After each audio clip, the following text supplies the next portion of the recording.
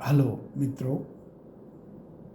આજે આપણે 5મો video episode શરૂ કરીએ છીએ, જેમાં સાહિત્યનો અભ્યાસ કેવી રીતે કરવો જોઈએ તેની વાત કરીશું, ચર્ચા કરીશું.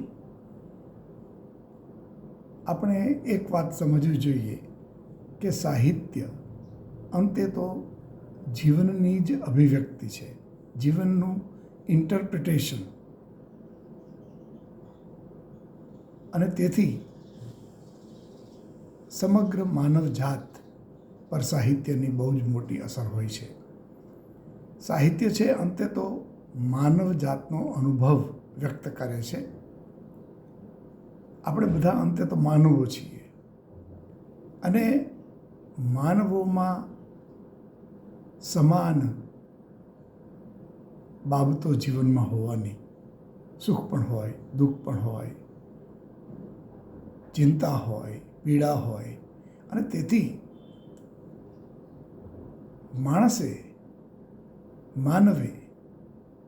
માનવ જાતના પરસ્પર જે સંબંધો છે એના દ્વારા જીવનને જોવું પડે. કોઈક વ્યક્તિ જ્યારે પીડાતી હોય તો એ પીડા તમારી પીડા પણ છે. એમ નથી કે તમે પીડાથી પર છો. માનવ પોતે એકલો નથી જીવતો. He does not live alone. એ માનવ જાત સાથે જીવે છે, પરસ્પરના સંબંધો સાથે જીવે છે. એ સંબંધોમાં હકારાત્મક અને નકારાત્મક બાબતો પણ હોય છે. કોઈક માણસ કોઈક રીતે દુઃખી થતો હોય છે અને એમાં એક કારણ હોય છે સંબંધોને જાળવી રાખવા. જો માણસ પોતાના સંબંધોને, લાગણીને જાળવી ન રાખે તો એ દુઃખી ચોક્કસ થઈ શકે. જેમ માનવનું દુઃખ સુખ જોવા મળે, એના પર સમાજની અસર જોવા મળે, તેવી જ રીતે પ્રકૃતિની અસર પણ માનવજાત પર જોવા મળે. પ્રકૃતિ, આમ તો આપણે એને માતા કહીએ છીએ. Nature is like mother.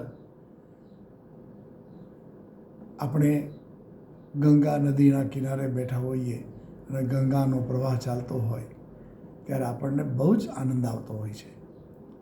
પણ હમણાં તમે જોયું હશે, સાંભળ્યું હશે કે દુબઈમાં ભયંકર પૂર આવ્યું. ક્યારેક કુદરત માનવજાત પર એકદમ ખૂબ મોટી તકલીફ ઊભી કરે છે. એમાં વાવાઝોડા, ધરતીકંપ, પૂર, ફ્લડ્સ, ખૂબ પૂર આવવા. અને આ બધા કારણોસર માણસ છે એ દુઃખી થતો હોય છે. ભૂતકાળમાં તો મોટા પ્રમાણમાં દુષ્કાળ થતા અને લોકોને ખાવા પીવા ન મળે એવી સ્થિતિ ઊભી થતી. એટલે આ પણ સાહિત્યની અંદર ચોક્કસપણે પ્રતિબિંબિત થતું હોય છે, રિફ્લેક્ટ થતું હોય છે. સાહિત્યમાં આ વાતો બધી આવતી હોય છે. તમે આપણા સાહિત્યમાં જુઓ કે જગતના અન્ય સાહિત્યમાં જુઓ તો તમે એમાં ગરીબી, લોકોનું સ્ટાર્વેશન એટલે કે ભૂખમરો, એની અભિવ્યક્તિ જુદા જુદા સાહિત્યમાં થતી જ હોય છે. સાહિત્યના જે એલિમેન્ટ્સ છે એમાં બુદ્ધિ, લાગણી, કલ્પના, વિચારો અને ટેકનિકલ બાબતો હોય છે. આ બધા તત્વોને કારણે સાહિત્ય અર્થસભર બને છે અને તેનો અભ્યાસ કરવો એ અગત્યનું છે. ઘણા લોકો એમ સમજતા હોય છે કે સાહિત્યનો અભ્યાસ કરવાથી શું ફાયદો. વાસ્તવમાં સાહિત્ય એ જીવનની જ અભિવ્યક્તિ છે, જીવનનું જ વિવેચન છે, ક્રિટિસિઝમ ઓફ લાઈફ. અને તેથી જો તમે સાહિત્યને બરાબર સમજો તો એમાંથી તમને જીવન જીવવાનો રસ્તો મળે છે, એક રાહ મળે છે, એક પથ મળે છે. તેથી આપણે સૌએ સાહિત્યને સમજપૂર્વક સમજવું જોઈએ, તેનો અભ્યાસ કરવો જોઈએ. ઘણીવાર સામાન્ય માણસ દાખલા તરીકે નવલકથા વાંચે, એને વાંચે એમાં કોઈ વાંધો નથી, બરાબર છે, વાંચવી જોઈએ. પણ સાહિત્યને સમજવું એ બધા માટે સરળ નથી. એના માટે થોડાક ટેકનિકલ આસ્પેક્ટ્સ પણ આવે છે અને એ જરૂરી છે. સાહિત્યને આપણે એક્સપ્રેશન ઓફ પર્સનાલિટી કહી શકીએ. એટલે કે જે લેખક છે, લખે છે, એનું વ્યક્તિત્વ, એની પર્સનાલિટી એ સાહિત્યમાં રિફ્લેક્ટ થતી હોય છે, પ્રતિબિંબિત થતી હોય છે. એટલે સાહિત્ય છે એ ખરેખર તો અર્થઘટન છે જીવનનું. અને તેથી લેખકના મનના વિચારો, લાગણીઓ, સુખ દુઃખ એ બધું એની કૃતિમાં અભિવ્યક્ત થાય છે. તેથી જ્યારે તમે એનો અભ્યાસ કરો ત્યારે તમારે એ પણ જોવું પડે કે આ નવલકથાની અંદર જે આ બધું આવે છે એ શું છે.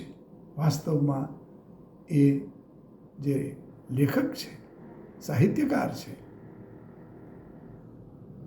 એના વ્યક્તિત્વમાં જે જોડાયેલી બાબતો છે એ એમાં અભિવ્યક્ત થાય છે. ગરીબી અને ભૂખમરાની વચ્ચે જીવનાર લેખક હોય અથવા તો એ સમાજ હોય, એનો એ જોનાર હોય, તો એણે એને એના લેખનમાં, એની કૃતિમાં અભિવ્યક્ત કરેલું હોય. એટલે આમ ગણો તો લિટરેચર છે એ ઇન્ટરપ્રિટેશન છે. અને એમ પણ કહી શકાય કે એના દ્વારા આપણને પર્સનાલિટી ઓફ ધી ઓથર, લેખકનું વ્યક્તિત્વ જોવા મળે છે. એટલે આમ કહીએ તો જે મહાન કૃતિઓ જગતમાં જે સર્જાણી છે એ સામાન્ય લેખક દ્વારા ન થઈ શકે.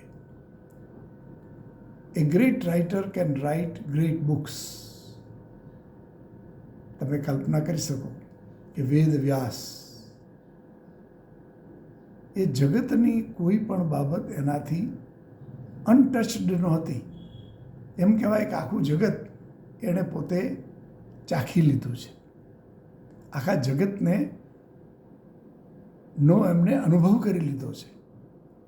આવી ઊંડાણ ભરી, એટલે એ એક બહુ જ મોટા વેદગુરુ છે, બહુ મોટા ચિંતક છે. અને મહાભારત જેવી કૃતિ, અને એમાં પણ ભગવદ્ ગીતા પણ આવી જાય છે, તો તમે સમજી શકો કે એક મહાન લેખક એ જ હોઈ શકે કે જે મહાન ચિંતક હોય, વિચારક હોય. અને આવી જ વાત છે એ વિશ્વ સાહિત્યમાં લગભગ બધે જોવા મળે છે. એક બીજી જે વસ્તુ છે સાહિત્યકારમાં હોવી જોઈએ એ છે, એને મૌલિકતા કહેવામાં આવે છે, ઓરિજિનાલિટી. કે એની કૃતિ છે એ ઓરિજિનલ હોવી જોઈએ, એ કોઈની નકલ ન હોવી જોઈએ. એ વાત તો સાચી, પણ ઓરિજિનાલિટીની વ્યાખ્યા પણ સમજવા જેવી છે કે originality does not mean newness, it means genuineness. મૌલિકતા એ કોઈ નવાપણું નથી, નવીનપણું નથી, પણ એમાં સચ્ચાઈ હોય છે. જે તમે જીવનનો જે અનુભવ કર્યો હોય એની જ્યારે તમે અભિવ્યક્તિ કરો ત્યારે સમજી લો કે એ જેન્યુન છે. અને આવી જેન્યુન રજૂઆત એ મહાન સાહિત્યમાં હોય જ છે. અને તેથી એમ કહેવાય છે, જ્હોન મિલ્ટન એવું કહ્યું હતું કે a good book is the precious life blood of master spirit. એટલે કે સારું મહાન પુસ્તક એ કોઈ મહાન સાહિત્યકાર નું જીવન રક્ત છે, લાઈફ બ્લડ છે, એનું લોહી છે, એનું રક્ત છે. અને રક્તનું હોવું મતલબ કે એ ઇનર એનર્જી છે. તમે લોહી વિના જીવી શકતા નથી. અને લોહી દ્વારા જ્યારે જો કોઈ કૃતિ સર્જાણી હોય, અલબત્ત એનો અર્થ એમ નથી કે સીધી લોહીનો ઉપયોગ છે, પણ એની જાતનો ઉપયોગ છે. પોતાની જાતને એમાં પૂરેપૂરી એ સેક્રિફાઈસ કરી દે છે. તો આવું જો જ્યારે થાય, કોઈ ચિત્રકારે, એમ કહેવાય એવી વાર્તા છે કે કોઈ ચિત્રકારે એક ચિત્ર દોર્યું અને બધાને અદ્ભુત લાગ્યું કે આવું ચિત્ર તો આપણે કોઈ દિવસ જિંદગીમાં જોયું નથી. તો એ લોકોને ખબર પડી કે એણે લોહીથી, એના પોતાના રક્તથી આ ચિત્ર દોરેલું છે. અને એ ચિત્રકાર મૃત્યુ પામ્યો હતો, પણ એનું એ ચિત્ર છે એ અમર બની ગયું. કારણ કે આવું ચિત્ર હોવું એનો અર્થ એ છે કે તમારું લાઈફ બ્લડ, જીવન રક્ત એમાં પૂરેપૂરું ગોઠવાયું હોય, સેક્રિફાઈસ થયું હોય. અને તેથી એ કૃતિ અત્યંત મહાન હોવાની આપણે એમ કહી શકાય કે આવી મહાન કૃતિ માત્ર આવા માસ્ટર સ્પિરિટ દ્વારા જ હોઈ શકે. એટલે લિટરેચર છે એ ઓથેન્ટિક, સચ્ચાઈયુક્ત, વફાદારીવાળું, નિષ્ઠાવાળું અને પોતાપણું પણ એની અંદર વ્યક્ત થતું હોય એવું હોવું જોઈએ. સાહિત્યના અભ્યાસ કરવાવાળા વિદ્યાર્થીઓ હોય કે રિસર્ચર હોય, એણે પણ કૃતિ વાંચતી વખતે જેમ પેલા લાઈફ બ્લડ દ્વારા લખાયું હોય તો તમે એ લાઈફ બ્લડને ઓળખી જતા હોય. એટલા ઓથેન્ટિક રીતે તમે, એટલા ક્લોઝલી, એટલી નિકટતાથી લેખક સાથે તમારો જાણે કે આંતરિક સંબંધ હોય તો તમે એની કૃતિને પૂરેપૂરી સમજી શકો. તો આ રીતે સાહિત્યના વિદ્યાર્થીએ, સંશોધકે, વાચકે સાહિત્યને વાંચવું જોઈએ. એક બીજી વાત ટૂંકમાં આપને કહેવી છે કે સાહિત્ય છે એનો અભ્યાસ ક્રોનોલોજિકલ, એટલે કે કાલક્રમિક, જે સમય સાથે જોડાયેલો છે, અને કમ્પેરેટિવ, એટલે તુલનાત્મક હોવો જોઈએ. હવે તમે સમજી શકો છો કે કાલક્રમિક એટલે જેમાં જુદા જુદા સમયની અસર એ જે લેખક પર થયેલી હોય એનો તમારે અભ્યાસ કરવો જોઈએ. આપણા જીવનમાં આવું બનતું હોય છે. લેખકના જીવનમાં તો આ ખાસ બનતું હોય છે. આપણે ગુજરાતી સાહિત્યની વાત કરીએ તો જ્યારે આઝાદીની ચળવળ શરૂ થઈ ત્યારે ગાંધીયન આઈડિયોલોજીની અસર સમગ્ર ભારતના લેખકો પર થઈ. આમ જુદા જુદા સમયે જુદી જુદી અસર થતી હોય છે. કોઈ લેખક બચપણમાં ગામડામાં ભણ્યો હોય, પછી શહેરમાં ભણ્યો હોય, અથવા તો સતત સંઘર્ષ કરીને ભણ્યો હોય, તો આ જુદા જુદા ક્રમમાં જે થયું હોય એના જીવનમાં એની અસર એના પર પડી જ હોય અને એનો અભ્યાસ આપણે કરવો જોઈએ. લેખકની કૃતિ છે એ તો એનો દેહ છે, ઇટ ઇઝ હિઝ બોડી. તમે એને અલગ ન પાડી શકો. એ એનો દેહ છે અને એનો અભ્યાસ બહુ ઊંડાણપૂર્વક કરવો જોઈએ અને કૃતિને એ ક્રમિક રીતે ક્રોનોલોજીકલી સમજવી જોઈએ. કોઈ કવિએ શરૂઆતમાં જે કવિતા લખી હોય અને પછી લાંબા સમય પછી લખી હોય તો તમે એની અંદર જે ફેરફારો જુઓ એ ફેરફારો સમય આધારિત હોય છે. તમે જોયું હશે કે આપણા ગુજરાતીના પ્રસિદ્ધ કવિ રમેશ પારેખ શરૂઆતમાં એમણે એકદમ રોમેન્ટિક પ્રકારની કહી શકાય એવી કવિતાઓ લખી હતી અને મને યાદ છે કારણ કે સાવરકુંડલા અને અમરેલી સાથે જોડાણ હતું એમ રમેશ પારેખને પણ મળવાનું ઘણીવાર બન્યું છે. તો એ મીરાબાઈની અસરમાં આવ્યા અને પોતે જેમ મીરાબાઈ લખતા હોય કવિતા કે ભજન લખતા હોય એવા ભજનો કવિતાઓ રમેશ પારેખે લખ્યા. રમેશ પારેખમાં તમે મીરાની અભિવ્યક્તિ જોવા મળે છે. આ બતાવે છે કે આ ક્રોનોલોજીકલ ઇફેક્ટ છે. સમાજની ને સંસ્કૃતિની પણ અસર સાહિત્યકાર પર થતી હોય છે. તેનો પણ અભ્યાસ કરવો જોઈએ અને જુદા જુદા સમયે જે રીતે એનો લેખકનો ગ્રોથ થાય, એનો વિકાસ થાય એ આપણે સમજવું જોઈએ.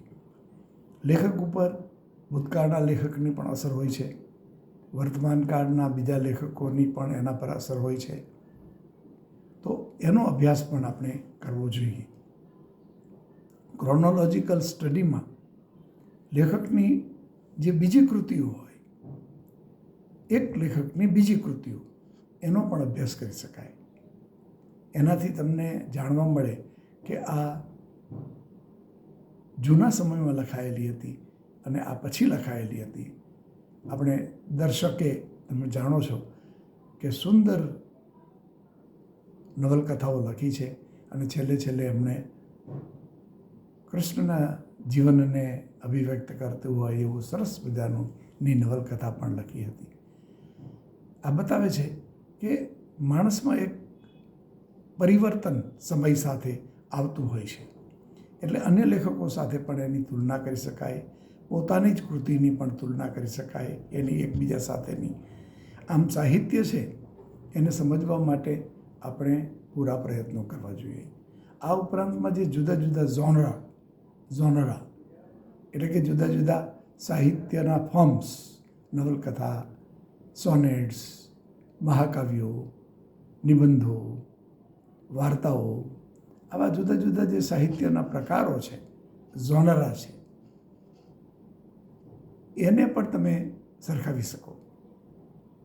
જેમ કે ગઝલો, ગીતો, એ સરખામણી પણ આવશ્યક છે અને નવલકથાકારની સરખામણી અન્ય નવલકથાકાર સાથે પણ થાય, કવિની સરખામણી અન્ય કવિઓ સાથે થાય.